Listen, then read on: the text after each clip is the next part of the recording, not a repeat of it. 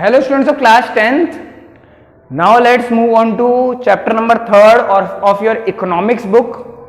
Economics सब book है, SST की बुक है. इकोनॉमिक्स जो पार्ट है आप लोगों का, उसमें 3rd चैप्टर है बेटा मनी एंड क्रेडिट, है ना. उसको स्टार्ट करते हैं हम लोग.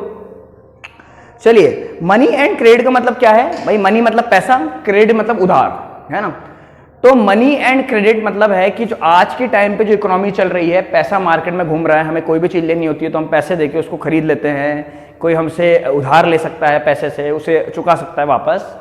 हम बात करते हैं अभी इस चैप्टर की शुरुआत करने से इसके पहले की.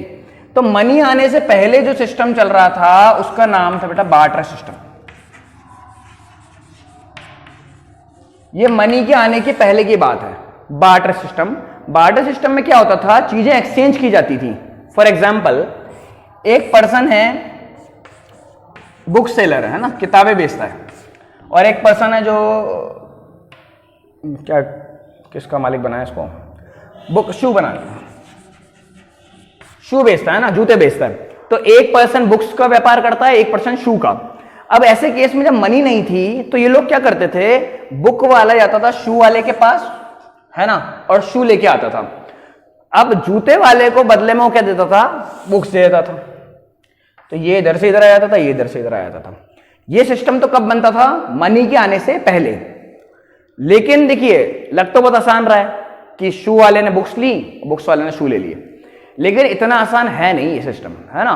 बहुत बड़ी प्रॉब्लम तो इसमें यह है कि बुक्स वाले के जूते खराब हो गए तो वो शू लेने चला गया, जूते लेने चला गया, लेकिन उसी वक्त शू वाले को बुक्स की जरूरत हो, इसकी गारंटी कहां है? नहीं है ना इसकी गारंटी. इसीलिए बार्टर सिस्टम फेल है. जो मैंने अभी आपको एक्सप्लेन किया कि एक ही समय पे जो डिमांड है सेम नहीं है ना. बुक्स वाले को, जो बुक्स बेच रहा है, उसको शू की जरूरत है, लेकिन शू सेलर को बुक की जरूरत नहीं है. इसे बोलते हैं lack of double coincidence of demand. Lack of double coincidence of demand, है ना. एक ही समय पे डबल कोइंसिडेंस हो रहे हैं. डबल मतलब दो, ठीक है. कोइंसिडेंस मतलब कि एक ऐसी सिचुएशन बन रही है जिसमें एक बुक्स वाले को शू चाहिए, शू वाले को बुक चाहिए, है ना. एक ही समय बनना मुश्किल था, इसलिए लैक बोला गया. लैक मतलब कमी. तो lack of double coincidence of demand is the major problem in barter system.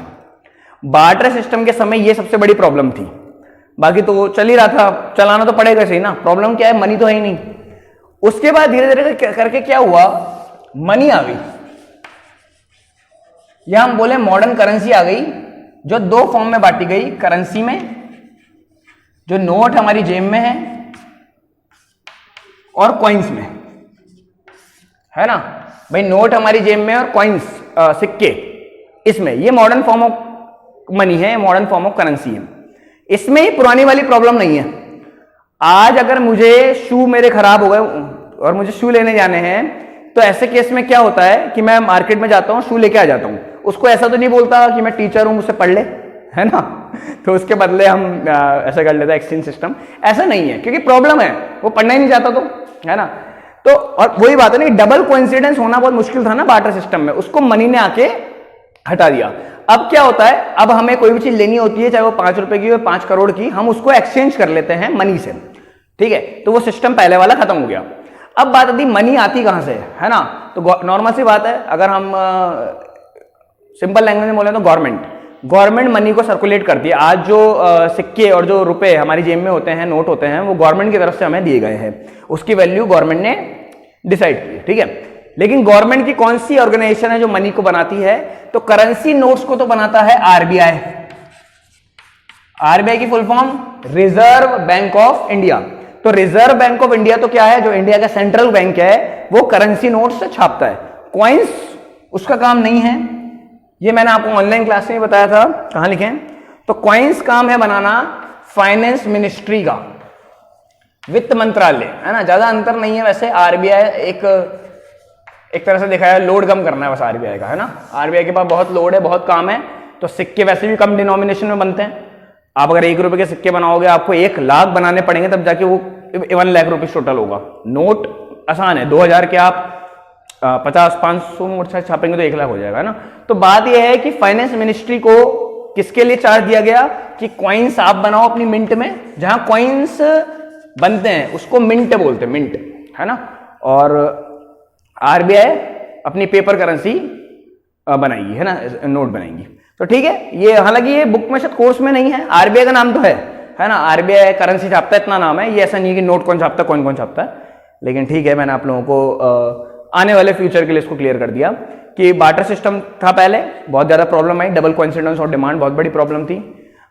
Money I, currency and coins, currency notes हैं जो आरबीआई द्वारा छापे जाते हैं, आरबीआई उन्हें बनाता है और आरबीआई गवर्नर के सिग्नेचर होते हैं उस पर, और कॉइन्स आपका फाइनेंस मिनिस्ट्री, है ना, वो बना के देती है आपको। तो इतनी बात अभी तक हम रखते हैं। उसके बाद जो मॉडर्न फॉर्म ऑफ करेंसी है ना, वो बड़ी है, बहुत वाइड है, सिर्फ यही थोड़ी खत्म हो जाती है। आज तो ऑनलाइन आ गया है, चेक फैसिलिटी है, हमारा पैसा बैंक में डिपॉजिट है, हम एटीएम से कभी भी निकाल सकते हैं, ट्रांसफर कर सकते हैं, ये सब भी तो मॉडर्न फॉर्म ऑफ मनी है ना। ये मनी ही जो है, सिर्फ वही तो नहीं मनी है जो जेब में, ठीक है। तो मनी का जो सिस्टम है आज के टाइम पे वो बहुत ब्रॉड हो चुका है, क्लासिफिकेशन बहुत ज्यादा हो चुके हैं, तो उसको हम क्लासीफाई करेंगे पार्ट नंबर 2 में। Okay, so thank you students.